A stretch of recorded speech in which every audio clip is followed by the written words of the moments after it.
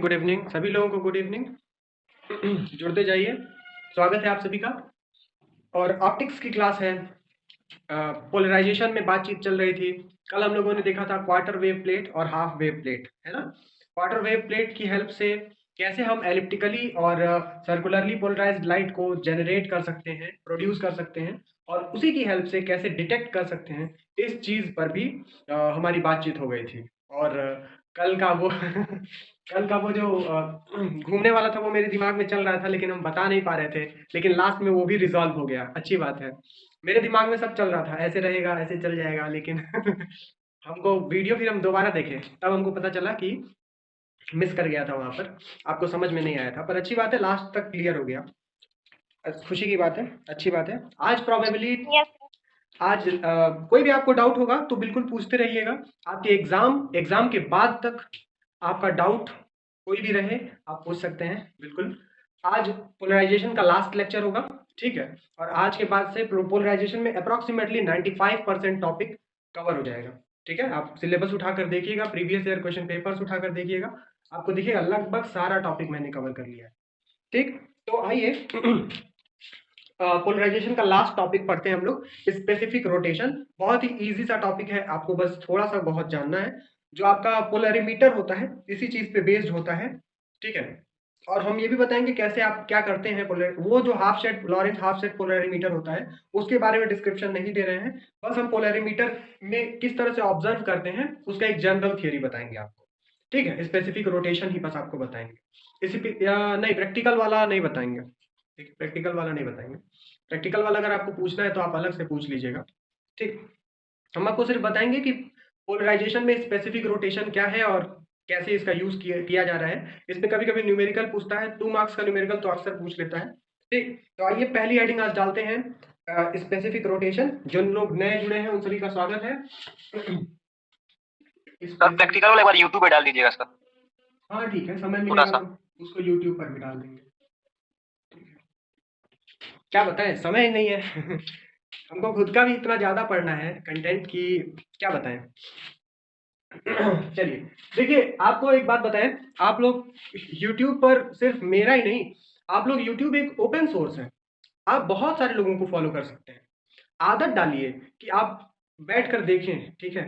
आप बैठ कर देखें यूट्यूब चैनल्स, 2-2 घंटे 3-3 घंटे देखने की आदत डाल सकते हैं आप। और खासकर फिजिक्स और केमिस्ट्री के तो इतने टॉपिक्स पड़े हुए हैं। मैथमेटिक्स में भले आपको जो जो टिपिकल मैथमेटिक्स है आपको नहीं मिलेगी, पर भी आपको फोरियर सीरीज, कॉम्प्लेक्स और इस तरह के जो टॉपिक्स हैं वो मिल जाते हैं, जो अप्लाइड मैथमेटिक्स से ज़्यादा रिलेटेड है। हाँ, अलजेब्रा के टॉपिक्स आपको कम मिलेंगे, पर आपको रियल एनालिसिस के टॉपिक्स मिल जाएंगे बहुत सारे। आप आदत डालिए उसको कि आप बैठ कर देखें, क्योंकि हम कोई अल्टीमेट टीचर नहीं है कि हम बहुत अच्छा पढ़ा रहे हैं।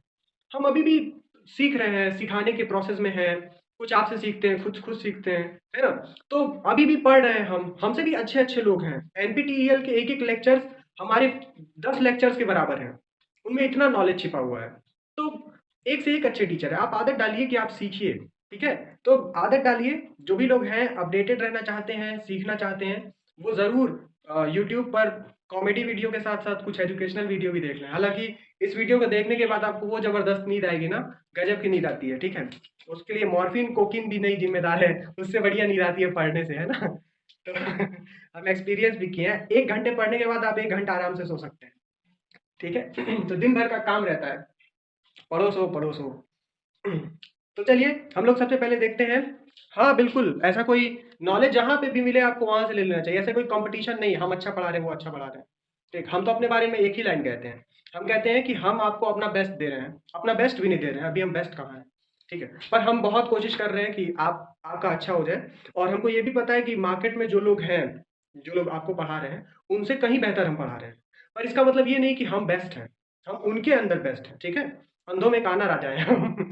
ठीक, ऐसा नहीं है कि बहुत बहुत सारे ऐसे लोग हैं जो बहुत अच्छा पढ़ाते हैं अलग अलग सब्जेक्ट्स में, ठीक है। नो कंपैरिजन, बट आपको जहां से अच्छा नॉलेज मिल रहा है वहां से गेन कीजिए। And YouTube is the best option for you, ठीक है।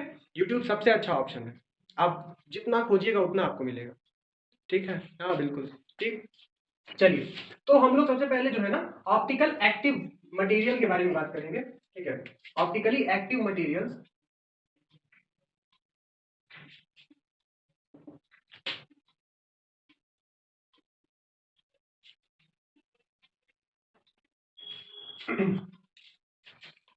क्या होते हैं, जरा आपको एक बार याद दिलाते हैं। अभी आप केमिस्ट्री पढ़ रहे होंगे, आपके केमिस्ट्री में सुक्रोज लैक्टोज है क्या? Sucrose lactose maltose yes sir. है ना? तो आपने तो ये भी पढ़ा होगा कि हाँ ठीक स्टीरियो केमिस्ट्री में। ठीक स्टीरियो केमिस्ट्री में होगा। तो आपने डी लैक्टोज पढ़ा होगा और एक पढ़ा होगा एल लैक्टोज पढ़ा होगा,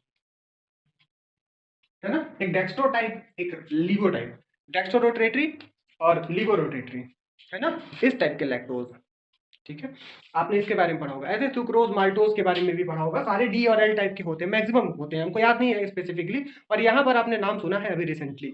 होता क्या है, इनकी खास बात क्या है, इनका जो एटॉमिक अरेंजमेंट है, एटॉमिक रादर मॉलिक्यूलर अरेंजमेंट इस तरह से है कि ये मॉलिक्यूलर अरेंजमेंट ट्विस्टेड है, ठीक है। जैसे सोडियम क्लोराइड का मैंने आपको स्ट्रक्चर बनाया था अपने पहले लेक्चर में ही, पोलराइजेशन का फर्स्ट लेक्चर है, ठीक। तो उसमें आप देखिएगा सोडियम क्लोराइड में एक स्पेसिफिक अरेंजमेंट है, ठीक, स्पेसिफिक अरेंजमेंट है एटम्स का। लेकिन कुछ ऐसे भी मटेरियल्स पाए जाते हैं जिनके अंदर मॉलिक्यूल्स ट्विस्टेड अरेंज्ड होते हैं। ट्विस्टेड मतलब ऐसे घूमा हुआ अरेंजमेंट होगा, ठीक है, एक दूसरे से ऐसे कनेक्ट होगा, तीसरा उससे कनेक्ट होगा, ठीक है, एक ट्विस्टेड अरेंजमेंट होता है। इस ट्विस्टेड अरेंजमेंट की वजह से क्या होता है, वो क्या करते हैं, अगर आप मान लीजिए ऐसा कोई मटेरियल है, ठीक है, जिनके अंदर ट्विस्टेड अरेंजमेंट पाया जा रहा है, ठीक, ये सॉलिड भी हो सकता है और ये लिक्विड भी हो सकता है, कोई फ्लूइड भी हो सकता है, कोई लिक्विड भी हो सकता है, ठीक। तो अगर आप इस पे प्लेन पोलराइज्ड लाइट इस पे फॉल कराइएगा, ठीक है, तो क्या होगा, प्लेन पोलराइज्ड लाइट इस पे फॉल कराने पर इसका प्लेन ऑफ पोलराइजेशन चेंज हो जाएगा, थोड़ा सा रोटेट हो जाएगा। बात समझ में आ गई? मान लीजिए ये कोई ऐसा मटेरियल है जिसके पास क्या है, ट्विस्टेड मॉलिक्यूलर अरेंजमेंट है,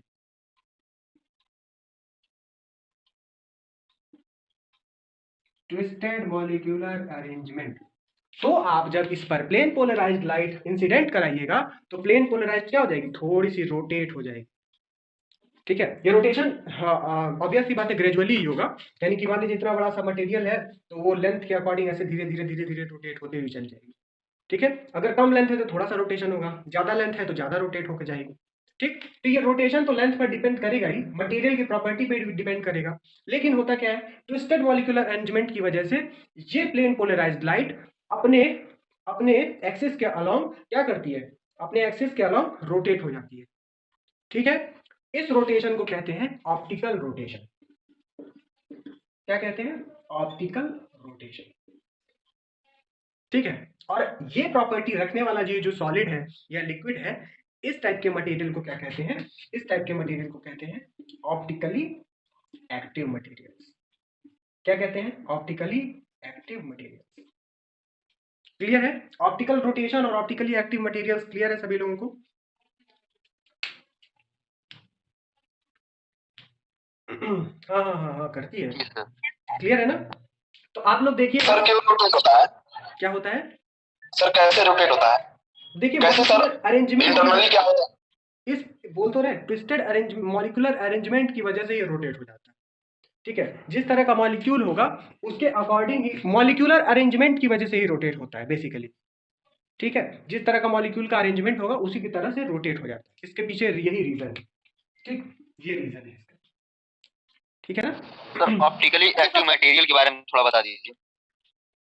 ऑप्टिकली एक्टिव मटेरियल के बारे में ही तो बता रहे हैं भाई, कि वो मटेरियल्स जो प्लेन पोलराइज्ड लाइट को रोटेट करा दें वैसे मटेरियल्स क्या कहलाएंगे, ऑप्टिकली एक्टिव मटेरियल्स कहलाएंगे, ठीक है। जैसे आपका आप एग्जाम में उसमें पढ़ रहे हैं सुक्रोज या लैक्टोज पढ़ रहे हैं, ठीक है।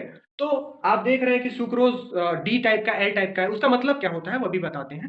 पर जब आप पोलरिमीटर का जो भी आपने अपना सिलेबस पढ़ा होगा तो लिखा होगा कि ऑप्टिकल रोटेशन देखना है पोलरिमीटर का, एक ग्लूकोज जो सोल्यूशन है या सुक्रोज सोल्यूशन है, ठीक है, इसका मतलब सुक्रोज क्या है, एक ऑप्टिकली एक्टिव मटेरियल, ठीक है। उसी तरह से क्वार्ट्ज भी जो है वो भी ऑप्टिकल एक्टिव मटेरियल होता है। कई तरह के ऑप्टिकल एक्टिव मटेरियल होते हैं, सॉलिड भी हो सकता है वो या फिर कोई लिक्विड भी हो सकता है। बात समझ में आ गई? सर जो ट्विस्टेड मॉलिक्यूलर अरेंजमेंट आप बता रहे हैं, मतलब कोई भी अगर ऑप्टिकली एक्टिव होगा तो वो ट्विस्टेड मॉलिक्यूलर अरेंजमेंट उसमें पाया जाएगा? हाँ हाँ पाया जाएगा। ये कंपल्सरी है क्या? कंपल्सरी है तभी तो घुमाएगा, ठीक है। अब ये देखिए, दो डेफिनेशन है, ऑप्टिकल रोटेशन और ऑप्टिकली एक्टिव मटेरियल्स। ठीक है, अब इसके बाद कितने तरीके के होते हैं ये ऑप्टिकली एक्टिव मटेरियल्स? ये दो तरीके के होते हैं। पहला होते हैं डेक्स्ट्रो रोटेटरी और दूसरे होते हैं लीवर रोटेटरी। ठीक है, ऑप्टिकली एक्टिव मटेरियल्स कितने तरह के होते हैं? ऑप्टिकली एक्टिव मटेरियल्स दो तरीके के होते हैं, डी टाइप और एल टाइप, डेक्स्ट्रो रोटेटरी और लीवर रोटेटरी।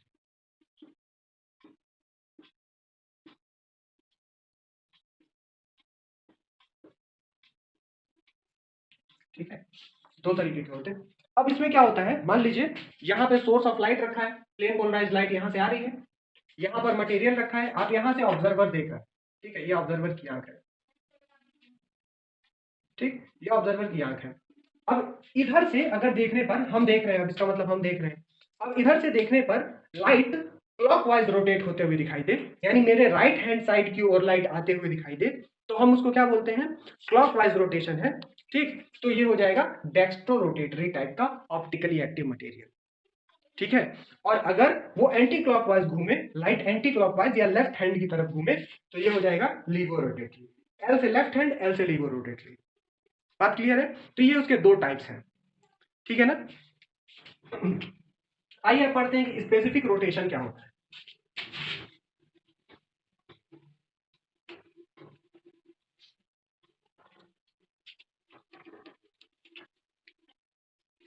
देखिए, स्पेसिफिक रोटेशन जो होता है, अब स्पेसिफिक वर्ड लेके आया है ना, जहां भी स्पेसिफिक वर्ड आ जाता है, जैसे स्पेसिफिक हीट कैपेसिटी है ना, स्पेसिफिक हीट कैपेसिटी, तो स्पेसिफिक हीट कैपेसिटी क्या होती है?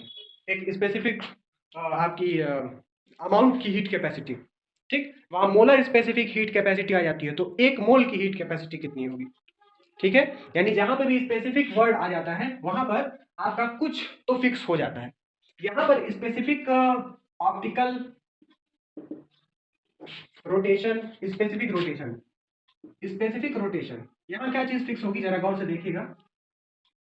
Specific rotation is amount of rotation, एक एंगल होगा, एक अमाउंट ऑफ रोटेशन। ठीक है, किस चीज का? लाइट का, प्लेन पोलराइज्ड लाइट का, बाई 1 मिलीमीटर, 1 मिलीमीटर, 1 मिलीमीटर का। आप कोई सॉलिड ले लें, अगर सॉलिड लिए हैं तो कितना लें? 1 मिलीमीटर का सॉलिड, एक पतला सा 1 मिलीमीटर का सॉलिड ले लें, उस पे प्लेन पोलराइज्ड लाइट गिराएं, उस तरफ ऑब्जर्व करें कि कितना रोटेट हो गया है। ठीक है, वो उसका क्या कहलाएगा? Specific rotation. ठीक, अगर आप लिक्विड ले रहे हैं, जैसे आप सुक्रोज लेते हैं, ठीक है, तो उसके लिए आपको 100 मिलीमीटर का कॉलम लेना पड़ेगा। ठीक है, 100 मिलीमीटर का कॉलम लेना पड़ेगा। ठीक, 100 मिलीमीटर मतलब क्या हो गया? 100 मिलीमीटर मतलब 10 सेंटीमीटर का कॉलम। बात समझ में आ गई? 10 सेंटीमीटर का आपका कॉलम लेना पड़ेगा, यानी कि अब जो आपका सुक्रोज भरने वाला जो वो होगा, बॉक्स होगा, कॉलम होगा, वो कितने का होगा? 10 सेंटीमीटर का होगा। ठीक है, तो अब इस 10 सेंटीमीटर के कॉलम में से अगर आप प्लेन पोलराइज्ड लाइट गुजारें और आप ऑब्जर्व करें कि ये इतने डिग्री घूम गई है, तो जितने डिग्री वो घूमेगी वही उसका क्या कहलाएगा? Specific rotation. ठीक है, एक बार और बोल देते हैं। तो उसके लिए अलग होगा डेफिनेशन। ठीक है, बताते हैं कैसे ऑब्जर्व, क्या ऑब्जर्व। आपके बुक में जो दिया होगा उसके लिए डेफिनेशन अलग दी होगी। ठीक है, उसमें मल्टीप्लाई कर दिया होगा अपने आप ही, आप उसको देखिएगा। ठीक है, ये वस्तु का गुण होता है कि पदार्थ का गुण होता है? वस्तु और पदार्थ में अंतर क्या है? देखिए, मान लीजिए आप वस्तु और पदार्थ, एक ही पदार्थ के अलग अलग वस्तुएं बन सकती ये वस्तु का मान गुण, लीजिए सर, अगर हमारे पास लोहा है तो लोहे की कील हो सकती है और एक तरफ ये पदार्थ का भी गुण है और वस्तु का भी गुण है। ठीक है, दोनों का गुण है। अभी आपको बताते हैं कैसे निर्भर करता है। देखिए, अभी आपको एक बार और रिवाइज कराते हैं। मान लीजिए आप कोई सॉलिड लें, ठीक है, कोई सॉलिड मटेरियल जो स्पेसिफिक रोटेशन दिखा रहा है, तो आप उसका 1 मिलीमीटर थिकनेस ले लें और उसमें से प्लेन पोलराइज्ड लाइट पास कराएं। वो लाइट जितना रोटेट कर गई, वो इस मटेरियल का स्पेसिफिक रोटेशन कहलाए। ठीक, उसी तरह से आप एक कॉलम ले लें, उसमें से 10 सेंटीमीटर का कॉलम ले लें और उसमें से आप प्लेन पोलराइज्ड लाइट गुजारें, वो जितना एंगल घूम गई वो उसका स्पेसिफिक रोटेशन कहलाए। ठीक है, तो ये तो सॉलिड और लिक्विड के लिए हो गया। ठीक, अब ये स्पेसिफिक रोटेशन डिपेंड किन किन चीजों पे करता है? स्पेसिफिक रोटेशन डिपेंड करता है, ये देखिए, 1 मिलीमीटर लिया गया है, ये 10 सेंटीमीटर लिया गया है, फिक्स कर दिया गया है, इसको फिक्स कर दिया गया है, इसीलिए स्पेसिफिक रोटेशन लिखा गया। ठीक, लेकिन अमाउंट ऑफ एंगल रोटेटेड, कितना अमाउंट एंगल रोटेट किया, वो कई सारे फैक्टर्स पे डिपेंड करता है। ठीक, यानी कि अमाउंट ऑफ एंगल कौन कौन से फैक्टर्स पे डिपेंड करता है, अभी तो बताते हैं। Amount of angle rotated depends upon, देखिए सबसे पहली चीज तो आपको पता ही चल गई, लेंथ। लेंथ क्यों? लेंथ क्यों? क्योंकि मटेरियल की प्रॉपर्टी है ये। मटेरियल से जितनी देर तक ये प्लेन पोलराइज्ड लाइट मटेरियल से पास होती रहेगी, उतनी देर तक इसमें रोटेशन होता रहेगा। यानी कि जितना लंबा मटेरियल रहेगा उतना ज्यादा रोटेशन। ठीक, तो सबसे पहला क्या है? लेंथ है। ठीक है, और दूसरी चीज क्या है? Density of material.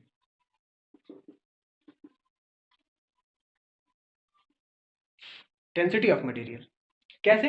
जैसे मान लीजिए आप सुक्रोज का सॉल्यूशन बनाते हैं। ठीक, सुक्रोज का आप एक बनाइए सॉल्यूशन जो कि डेंस ज्यादा नहीं है, एक सॉल्यूशन जो बहुत ज्यादा डेंस है। ठीक, तो जो एटम्स इसमें मिलेंगे, एक बार इतने ही थिकनेस में आपको 1000 एटम्स मिल जाएंगे, और एक बार इतने ही थिकनेस में आपको 10,000 एटम्स मिल जाएंगे। ठीक है, तो जितने ज्यादा एटम्स से इंटरेक्ट करेगा उतना ज्यादा रोटेशन होगा, इसका मतलब डेंसिटी पर भी डिपेंडेंस होगी। ठीक है, तो ये पाया गया कि जितना एंगल रोटेट होता है वो लेंथ और डेंसिटी दोनों पे डिपेंड करता है। इसके बाद तीसरी चीज जो आती है वो आती है वेवलेंथ, और चौथी चीज आती है टेम्परेचर। ठीक है, वेवलेंथ और टेम्परेचर, ये दोनों चीजों के बारे में आपको ज्यादा नहीं पढ़ना है। ठीक है, दिया भी नहीं है, बुक में भी नहीं दिया है, पूछता भी नहीं है। वेवलेंथ मतलब जिस जिस तरह का वेवलेंथ होगा लाइट का, ये इस लाइट का, प्लेन पोलराइज्ड लाइट का, उसी के अमाउंट में इंटरेक्शन भी होगा किसी मॉलिक्यूल से। हर मॉलिक्यूल, एक मॉलिक्यूल, वही ग्लूकोज का मॉलिक्यूल रेड लाइट के लिए कोई और तरह का इंटरेक्शन देगा और येलो लाइट के लिए कोई और तरह का इंटरेक्शन देगा। ठीक, तो वेवलेंथ पर भी डिपेंडेंस होता है और टेम्परेचर पर भी डिपेंडेंस होता है। वो इसलिए क्योंकि टेम्परेचर कई सारे और फैक्टर्स को अफेक्ट करता है। जैसे टेम्परेचर मॉलिक्यूल्स की काइनेटिक एनर्जी बदल देगा। अगर मॉलिक्यूल्स रेयर या डेंसर हो सके तो टेम्परेचर उनकी डेंसिटी भी बदल देगा। ठीक है, तो इस तरह से ये टेम्परेचर पे भी डिपेंड करता है, पर हमको इन दोनों फैक्टर्स के बारे में नहीं जानना है। ठीक, हमको बस इन दोनों फैक्टर्स के बारे में जानना है, लेंथ और डेंसिटी। ठीक, तो जो आप पढ़ते हैं उसमें भी देखिएगा आप, लेंथ और डेंसिटी इन्हीं दोनों चीजों पे बेस्ड फॉर्मूला होता है। जो आप पोलैरिमीटर का एक्सपेरिमेंट करेंगे उसमें भी लेंथ और डेंसिटी पे ही बेस्ड एक्सपेरिमेंट होता है। अब सर टेम्परेचर पे तो इरिवर्सिबल डिपेंड होना चाहिए। नहीं, क्यों इरिवर्सिबल होना चाहिए? क्योंकि वो डेंसिटी को घटा देगा, बढ़ाएंगे तो, और फिर ज्यादा मॉलिक्यूल से वो उसका इंटरेक्शन नहीं हो पाएगा, तो उतना वो उसका एंगल चेंज नहीं होगा। इरिवर्सिबल क्यों होना चाहिए? इरिवर्सिबल मतलब क्या होगा? सॉरी सर, इरिवर्सिबल नहीं, इंडिपेंडेंट, व्युत्क्रमानुपाती मतलब हिंदी में। इनवर्सली डिपेंडेंस है ना, इनवर्सली डिपेंडेंट होगा, ये बोल रहे हैं ना आप? ये चीज, हाँ ये चीज देखती नहीं है। एक मिनट देखते हैं, टेम्परेचर पर डिपेंडेंस। टेम्परेचर पर डिपेंडेंस हमने देखा नहीं, बस वेवलेंथ पर देखा था। वेवलेंथ पर, टेम्परेचर पे कहीं नहीं मिला, वेवलेंथ पे मिला कि जो स्पेसिफिक रोटेशन, जो रोटेशन होता है थीटा, वो प्रोपोर्शनल होता है 1/λ²। पर इस पे कोई फॉर्मूला नहीं मिला हमको, बस ये मिला कि प्रोपोर्शनल होता है 1/λ²। टेम्परेचर के बारे में कुछ मिला नहीं। ठीक है, बस यही मिला। तो देखिए, अब मान लीजिए कि कोई अमाउंट ऑफ सब्सटेंस के लिए, किसी अमाउंट ऑफ सब्सटेंस के लिए रोटेशन एंगल जो आपका है थीटा है, मान लीजिए थीटा है, तो थीटा जो है वो प्रोपोर्शनल किसके होगा? एल के होगा। थीटा प्रोपोर्शनल है एल। थीटा और किसके प्रोपोर्शनल होगा? थीटा प्रोपोर्शनल होगा सी के। सी क्या है? कॉन्सेंट्रेशन है। एल क्या है? लेंथ है। ठीक, तो कितना डिग्री घूमा वो एल और सी के प्रोपोर्शनल होगा। ठीक है, या थीटा इज इक्वल टू आप क्या लिख सकते हैं? एस सी इंटू एल, जहां एस क्या है? एस ही स्पेसिफिक रोटेशन है। ठीक, ये इक्वेशन कब लिखा गया है? ये इक्वेशन लिखा गया है for a given wavelength and temperature, एक फिक्स्ड वेवलेंथ और टेम्परेचर पे। ठीक, अब ऑब्जर्व कैसे करते हैं, आइए जरा एक बार देख लेते हैं कि ऑब्जर्व कैसे करते हैं कि कैसे रोटेट, कितना रोटेट हुआ। ठीक है, मान लीजिए ये आपका शुगर का सोल्यूशन है, इसमें प्लेन पोलराइज्ड लाइट आ रही है। पहले आपने यहाँ पे एक अनपोलराइज्ड लाइट का सोर्स लिया होगा और यहाँ पर क्या लगाया होगा, पोलराइजर। ये क्या है, पोलराइजर। अब अगर इसमें आपने कुछ नहीं रखा है या वाटर रख दिया, वाटर, ठीक, तो वाटर जो है आपका ऑप्टिकली एक्टिव मटेरियल नहीं है, ठीक है, तो इस आपको आउटपुट में क्या मिलेगा, आपको प्लेन पोलराइज्ड लाइट ही मिलेगा। और अगर आपने यहाँ पर एक एनालाइजर लगाया जिसका ट्रांसमिशन एक्सिस पोलराइजर के पैरेलल है, तो आपको यहाँ पर क्या मिलेगी, प्लेन पोलराइज्ड लाइट वाली इंटेंसिटी मिलेगी, यानी कि 2 बार क्या मिलेगा, 2 बार इंटेंस मिलेगा और 2 बार क्या मिलेगा, जीरो मिलेगा। क्लियर है, 2 बार इंटेंस मिलेगा और 2 बार जीरो मिलेगा। ठीक, यहाँ पर क्या मिलेगा, 2 बार इंटेंस मिलेगा, 2 बार जीरो मिलेगा। ये आपका एनालाइजर है। अब मान लीजिए यहाँ पर वाटर की जगह क्या भर दिया, सुक्रोज भर दिया। ठीक, अगर हम सुक्रोज भर दिए तो क्या होगा, ये रोटेट कर जाएगा, मान लीजिए कुछ एंगल से रोटेट करेगा, तो यहाँ पर इंटेंसिटी क्या मिलेगी, इंटेंसिटी कम मिलेगी आपको। ठीक, इंटेंसिटी क्या मिलेगी, इंटेंसिटी लोअर हो जाएगी, कम हो जाएगी। बात क्लियर है, इंटेंसिटी कम हो जाएगी। अब क्या करेंगे हम, देखिए पहले पोलराइजर से लगाए आप, आपको प्लेन पोलराइज्ड लाइट मिल गई, फिर वाटर लिए, वाटर वाटर लिया तो आपको क्या मिलेगा, यहाँ पर प्लेन पोलराइज्ड लाइट ही मिलेगा, क्योंकि वाटर कोई ऑप्टिकली एक्टिव मटेरियल तो है नहीं, तो आपको सेम टू सेम वही लाइट यहाँ मिल जाएगी। और अगर एनालाइजर का ऑप्टिकल एक्सिस, आप पोलराइजर के इस केस में अगर एनालाइजर का ऑप्टिकल ट्रांसमिशन एक्सिस पोलराइजर के ट्रांसमिशन एक्सिस के पैरेलल हो गया, तो यहाँ पर क्या मिलेगी आपको, इंटेंसिटी मैक्सिमम मिलेगी। यहाँ पे क्लियर है, ये तो नॉर्मल ऑब्जर्वेशन है, क्लियर है ये। Yes sir. अब देखिए, अब यहाँ पर आपने क्या भर दिया, सुक्रोज भर दिया, जो कि एक ऑप्टिकल एक्टिव मटेरियल है। ये सुक्रोज क्या करेगा, ये सुक्रोज इसको रोटेट करा देगा, रोटेट करा दिया। अब यहाँ पर आपको क्या इंटेंसिटी मिलेगी, यहाँ पर मैक्सिमम तो नहीं मिलेगी, ठीक है, मैक्सिमम नहीं मिलेगी, कुछ मिलेगी, थोड़ी सी कम मिलेगी। बात क्लियर है, आपको थोड़ी सी कम इंटेंसिटी मिलेगी। क्लियर है, अभी क्लियर है, क्लियर है, अभी आगे बढ़ेंगे। सर जीरो मिलेगा, जीरो तो मिल सकता है सर, जीरो भी मिल सकता है, जीरो भी मिल सकता है, अगर 90 डिग्री रोटेट हो गया तो जीरो भी मिल सकता है। ठीक है, अब देखिए यहाँ पर सर तो पता कैसे चलेगा? अरे भाई अभी तो पूरा सुन तो लीजिए तब ना पता चलेगा। आपको इंटेंसिटी मैक्सिमम तो नहीं मिलेगी, ठीक है, कुछ कम हो जाएगी इंटेंसिटी, जीरो भी हो सकती है। अब आप मान लीजिए लाइट ऐसे आ रही थी, लाइट ऐसे घूम गई, लाइट ऐसे घूम गई, आपका एनालाइजर का ट्रांसमिशन एक्सिस ऐसे है, ठीक है, देखिए लाइट ऐसे घूम गई थी, एनालाइजर का ट्रांसमिशन एक्सिस ऐसे है। अब आप एनालाइजर को अगर ऐसे घुमा दिए तो ये दोनों की ट्रांसमिशन एक्सिस क्या हो जाएगी, एनालाइजर की ट्रांसमिशन एक्सिस इस लाइट के पैरेलल हो जाएगी और इस केस में आपको इंटेंसिटी मैक्सिमम मिलने लगेगी। बात क्लियर है, तो अगर आपने एनालाइजर को घुमाया, कितने डिग्री घुमाया, ये चीज आप देख लें कि एनालाइजर को आपने कितने डिग्री घुमाया तो आपको इंटेंसिटी मैक्सिमम मिलने लगी, तो आपको थीटा पता चल जाएगा। बात क्लियर है, यस सर। क्लियर ठीक है ना, एकदम सिंपल ऑब्जर्वेशन है। लाइट घूमी, एनालाइजर को भी आप घुमाइए और देखिए कि अब कब मैक्सिमम इंटेंसिटी मिल रही है, तो आपको थीटा पता चल जाएगा। ठीक, अगर आपको थीटा पता चल गया, हाँ बताइए सर। वाटर के केस में भी तो हम घुमाते थे तो हमको मैक्सिमम और मिनिमम मिलता था। हाँ सर यहाँ पे भी तो इस केस अगर घुमाएंगे तो मैक्सिमम मिनिमम मिलेगा, तो सर डिफरेंस क्या है दो? अरे साहब आप समझे ही नहीं, तब लग रहा है आपको फिर से रिपीट करना पड़ेगा।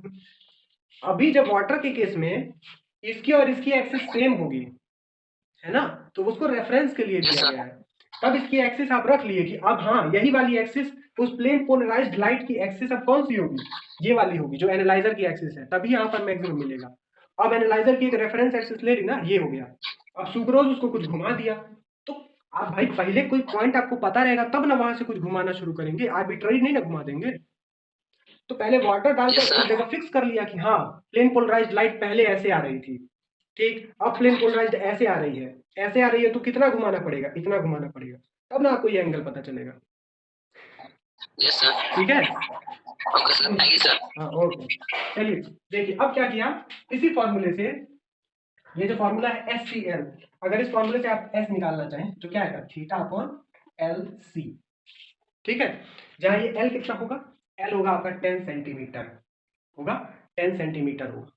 ठीक है, 10 सेंटीमीटर आपने लिया था, 10 सेंटीमीटर के लिए स्टैंडर्ड होता है। ठीक, तो एक मान लीजिए कि ये 1 सेंटीमीटर या कुछ भी है, मान लीजिए 10 सेंटीमीटर, आपने कितना बोला था, 21 सेंटीमीटर, 21 बोला था ना आपने, 21 सेंटीमीटर है, तो L की जगह आप कितना रखते हैं, 21। हाँ सर। ठीक है, और यहाँ पर ये जो L आएगा वो 100 मिलीमीटर की, 10 सेंटीमीटर के लिए स्टैंडर्ड है। अच्छा छोड़िए, इसको अभी बताते हैं। यहाँ पे देखिए आपको L पता चल जाएगा और कॉन्सेंट्रेशन का सोल्यूशन आप खुद बनाते हैं। ठीक, तो थीटा आपने ऐसे निकाल लिया, L आपको पता है और C भी आपने खुद ही बनाया है, तो आप S निकाल सकते हैं। ठीक है, इसका मतलब ये फॉर्मूले से आप स्पेसिफिक रोटेशन निकाल सकते हैं।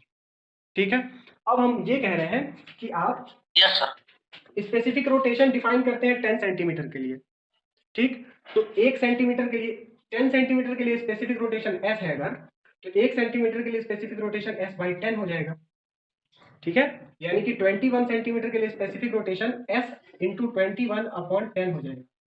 ठीक, 21 की जगह आप कर दीजिए आर्बिट्ररी L सेंटीमीटर, तो L सेंटीमीटर के लिए कितना हो जाएगा, S इंटू L/10।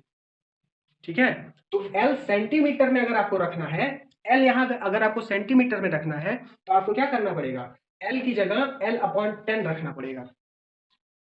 बात समझ में आ रही है, L अगर आपको सेंटीमीटर में रखना है तो आपको S की जगह क्या रखना पड़ेगा, L/10।